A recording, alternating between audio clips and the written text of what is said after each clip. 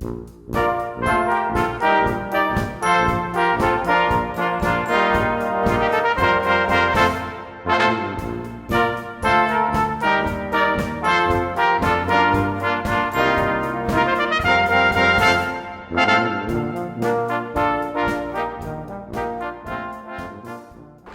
amigos, sejam bem-vindos ao nosso estudo de mordomia cristã, hoje falando sobre mordomia das oportunidades. Oportunidade é todo tipo de ocasião, momento que converge para a realização de algo para nós ou através de nós, seja para o bem ou para o mal. Existem dois tipos de oportunidades. As casuais, aquelas que não são programadas, e são aquelas que surgem sem aviso, sem preparação. Nós vemos como exemplo a parábola do bom samaritano, quando Jesus fala de um homem que estava passando na estrada e viu alguém ferido.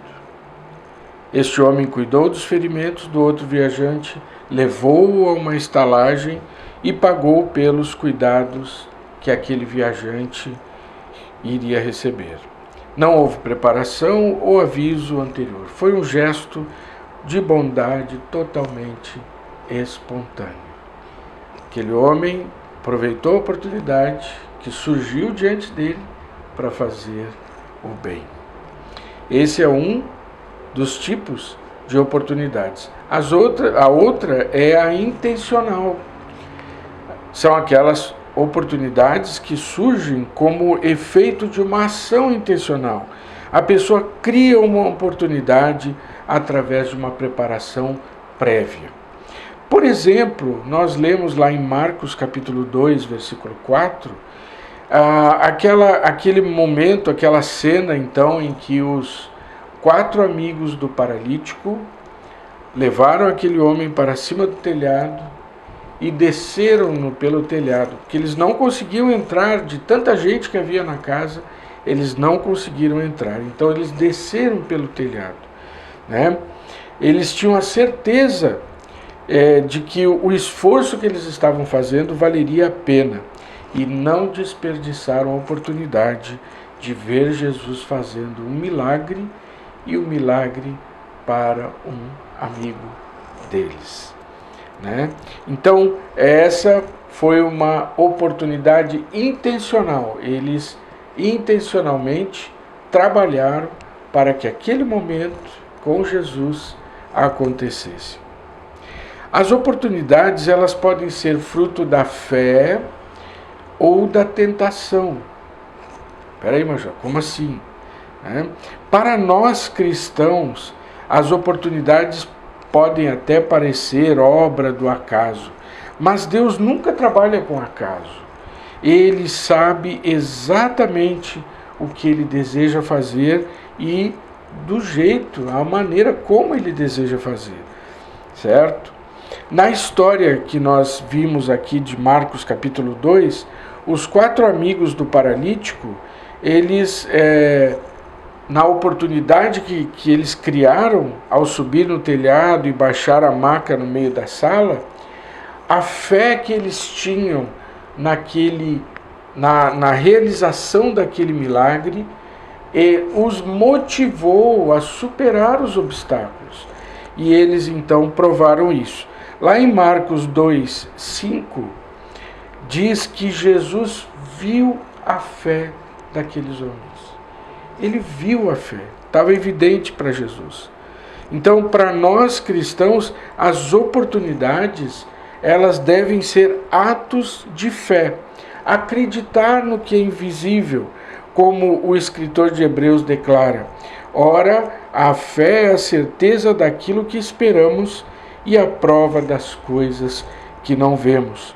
Está em Hebreus 11, 1. Da mesma forma, para nós cristãos, as oportunidades para fazer o que não é da vontade de Deus são tentações. E cabe a nós identificarmos e resistir a essas tentações, como fez José na casa de Potifar. Lá em Gênesis 39, nós encontramos a história de José como o mordomo da casa de Potifar. E Potifar entregou tudo que ele possuía para que José cuidasse. E José melhorou todos os bens de Potifar. A esposa de Potifar, ela começou a assediar José. E José se viu numa situação muito difícil, porque de um lado a sua patroa estava se oferecendo para ele, havia ali um benefício imediato, né? Mas do outro ele tinha que ser fiel ao seu patrão, ao Potifar, e ele não podia fazer uma coisa dessas. Então José, naquele dilema, permaneceu fiel ao que ele sabia que era correto. E nós conhecemos a história. José foi difamado, né? Foi caluniado e foi parar na prisão. Talvez se José tivesse realmente se deitado com a esposa de Potifar, Potifar não teria nem mandado José para a cadeia. Potifar teria executado José imediatamente, né? Mas ficou a dúvida na cabeça de Potifar. Será que ele fez mesmo? Será que ele não fez? Então Potifar gostava muito de José e custava acreditar que José tivesse feito tamanha desonestidade. Então Potifar mandou José para a cadeia. E nós conhecemos toda a história, né? Então a tentação, ela é uma oportunidade para o mal. Infelizmente existem cristãos, existem pessoas que se dizem cristãs, que estão fazendo coisas erradas e usando o nome de Deus. Haja vista a oração da propina, o que vocês devem lembrar, né? Aqueles parlamentares, empresários, enfim, que depois de fazer uma coisa errada, como extorquir, exigir dinheiro, tirar dinheiro dos cofres públicos, estavam lá celebrando a propina, fazendo uma oração a Deus. Então, isso é contra a vontade de Deus, né? A desonestidade é contra a vontade de Deus.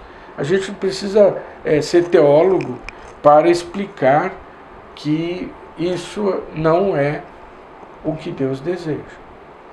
E aqueles homens estavam usando o nome de Deus para celebrar algo que é contra a vontade de Deus, né? A gente sabe também de traficantes que vão às igrejas e pedem oração para as suas atividades criminosas, e a gente sabe o malefício que eles fazem à sociedade, né? Mas eles vão à igreja achando que aquilo que eles estão fazendo, Deus está aprovando. Então, a mordomia das oportunidades, ela tem a ver com aquilo que Jesus conta na parábola dos talentos, daquele homem que chamou 3 dos seus empregados e deu um número de talentos para cada um. Cada talento valia 20 anos de salário de um empregado regular. Imagina, 20 anos de salário, era muito dinheiro, cada talento. Então, um recebeu 5 talentos, o outro recebeu 2 talentos, o outro recebeu 1 talento. Cada um segundo a sua possibilidade.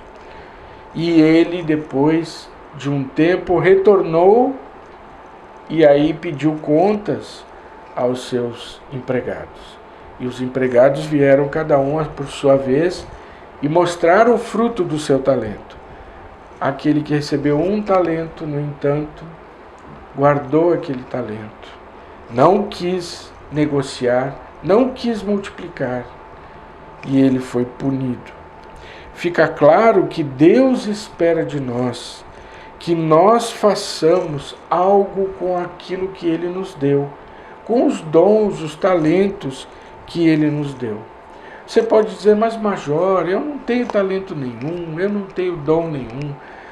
Talvez você não saiba, talvez você não tenha procurado, mas você tem dons, você tem talentos, com certeza.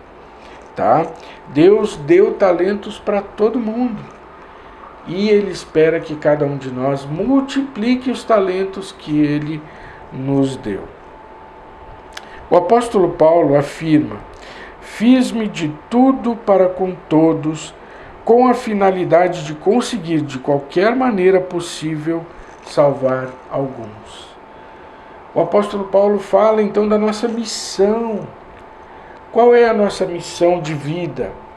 É salvar, é levar a salvação adiante, né? É mostrar o reino de Deus para as pessoas, em palavras ou em ações. E o apóstolo Paulo diz isso: eu me fiz de tudo, né? Aqueles que andavam sem lei, eu andei como se não tivesse lei também. Ele se comportou de uma maneira semelhante, embora ele soubesse, conhecesse as leis e certamente não burlou as leis. Aqueles que eram fracos, eu me fiz de fraco para tentar ajudar aquelas pessoas. Enfim, ele diz que no final, de qualquer maneira possível, ele queria salvar alguns. Ele sabia que não ia salvar todos, mas alguns ele sabia. E ele fez isso. Através dos nossos talentos, sejam eles visíveis, né, estejam eles à vista de todos, ou pouco conhecido das outras pessoas, nós devemos expandir, multiplicar, para que o reino de Deus seja beneficiado, para que as pessoas sejam abençoadas, para que faça a diferença, não é? William Booth pregava no lado leste de Londres, o lado mais pobre de Londres, né? Mas, e a história, a gente conhece bem a história, né? Como ele começou, as marchas pela rua, as pregações dele nas tendas de circo, enfim. A gente conhece bem a história. Mas uma coisa que a gente não conhece muito é a história de Catherine Booth, a esposa de William.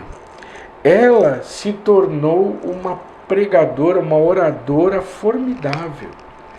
Enquanto William estava no lado leste, entre os pobres, Catherine estava em outras áreas da cidade, onde haviam pessoas de maior poder aquisitivo.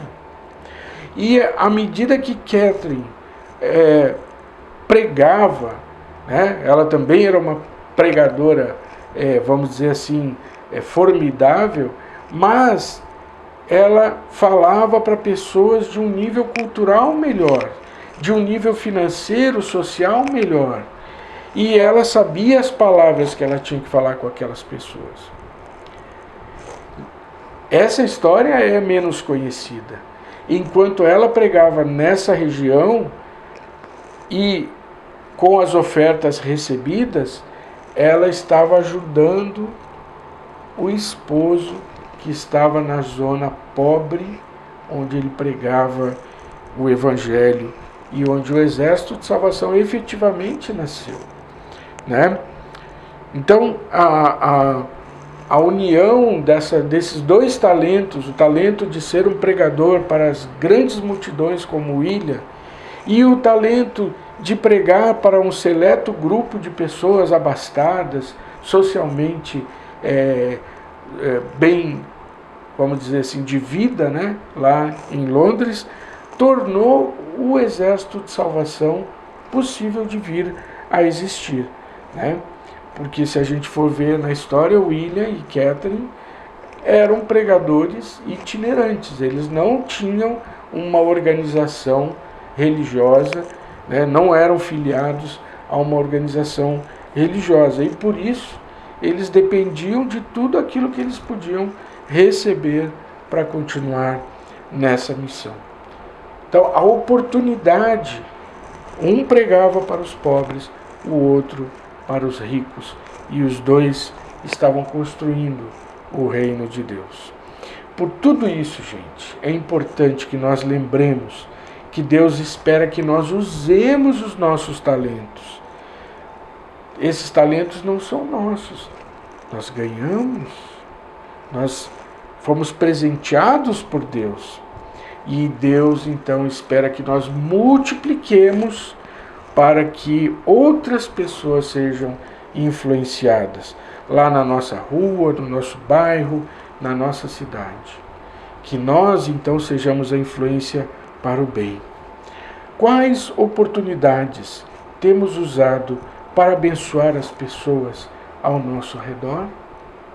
Talvez você diga amanhã, nunca pensei nisso. Mas Deus pensou. Quando Deus salvou você, Ele salvou você para dar um propósito para a sua vida. Antes você vivia só para você. Agora você tem um propósito. Né? Jesus disse lá em Lucas capítulo 9, o Filho do Homem veio para buscar e salvar o perdido. Nós continuamos a missão de Jesus, buscar e salvar o perdido. Poderíamos citar muitas histórias da Bíblia ou da história da igreja cristã sobre pessoas que aproveitaram as suas oportunidades. Mas eu queria destacar 2 exemplos que aconteceram aqui no Brasil, aqui nos nossos dias, não faz muito tempo. A primeira história é do ano passado, de abril do ano passado. Capoeira, um flanelinha do Rio de Janeiro, ficou mundialmente conhecido por ter criado uma ponte com caixas de plástico por onde uma senhora conseguiu atravessar a rua inundada pela forte chuva no Rio de Janeiro. A atitude de Capoeira foi registrada por um celular e o tornou famoso no mundo inteiro. Uma oportunidade para fazer o bem que não passou desapercebida.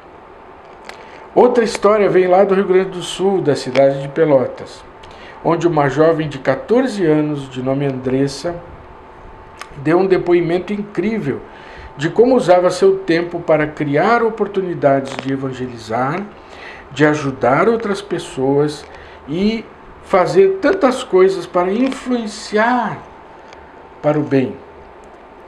Ela morreu aos 14 anos num acidente de carro. Na sua simplicidade e alegria, ela contagiou muita gente grande a usar seus talentos para o reino de Deus. Ela afirmava: se nós deixarmos de fazer a nossa parte agora, deixarmos para depois, pode ser que não dê tempo. Porque as oportunidades são fugazes, elas logo vão embora, elas passam depressa. Então, para aproveitar as oportunidades, temos que estar preparados todos os dias. Você já orou assim? Senhor, me prepara para eu aproveitar a oportunidade de hoje para falar de Jesus. Você já fez essa oração? Pois é, nós temos que estar preparados, porque às vezes as oportunidades surgirão do nada, de repente, né? Outras vezes, elas surgirão como uma ideia na sua mente. Será aquela lâmpada, né, que acende, que aparece nos desenhos e quadrinhos, aquela luzinha piscando. E aí nós teremos que usar toda a nossa energia para não perder o trem da história e fazer com que aquela ideia se transforme numa oportunidade real. Porque dificilmente teremos outra chance. E certamente o tempo nunca mais vai voltar. Talvez nunca mais teremos outra oportunidade. Né? Espero que vocês tenham gostado. Não esqueçam, lá na nossa página no YouTube você tem os outros estudos e você pode deixar seu comentário. E também eu vou colocar na descrição do vídeo os endereços aqui dessas histórias da Andressa e do Capoeira, para que vocês possam conhecer melhor, caso você se interesse, né, tenham curiosidade de conhecer esses exemplos que eu dei. Que Deus abençoe a vocês e continue fortalecendo a cada um. Amém.